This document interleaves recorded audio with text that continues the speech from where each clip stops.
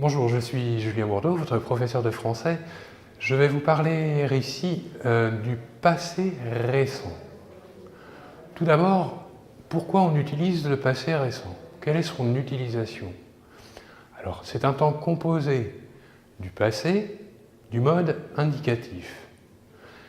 Il définit une action proche et est utilisé surtout à l'oral.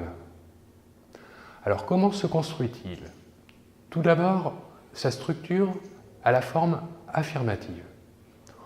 Nous aurons le sujet plus le verbe venir conjugué au présent, la préposition de et enfin le verbe principal à l'infinitif.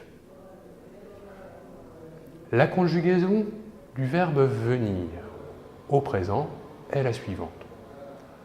Je viens, tu viens, nous venons, je viens, tu viens, il, elle, on vient, nous venons, vous venez et ils, elles viennent. Alors, des exemples de phrases à la structure affirmative du passé récent. À la première personne, je viens de manger. À la deuxième personne, tu viens de sortir. À la troisième personne, il, elle, on vient de partir. À la première personne du pluriel, nous venons de terminer. À la deuxième personne du pluriel, vous venez d'arriver.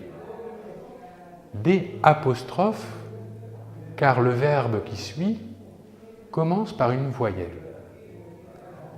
Enfin, à la troisième personne du pluriel, ils, elles viennent de comprendre. Voilà pour la structure à la forme affirmative. Maintenant, à la forme négative, à la négation. La structure est la suivante. Tout d'abord, le sujet, puis ne, puis le verbe venir conjugué au présent, puis pas, ensuite la proposition de, et enfin le verbe principal à l'infinitif.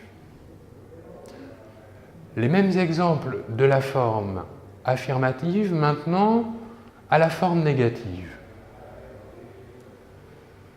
Je viens de manger, devient. Je ne viens pas de manger. Tu viens de sortir. Tu ne viens pas de sortir.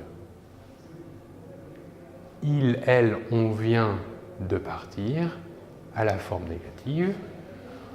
Il, elle, on ne vient pas de partir. Nous venons de terminer. Nous ne venons pas de terminer. Vous venez d'arriver à la forme négative. Vous ne venez pas d'arriver. Et enfin, ils, elles viennent de comprendre. Ils, elles ne viennent pas de comprendre. Voilà pour cette explication du passé récent. Je vous remercie. À bientôt.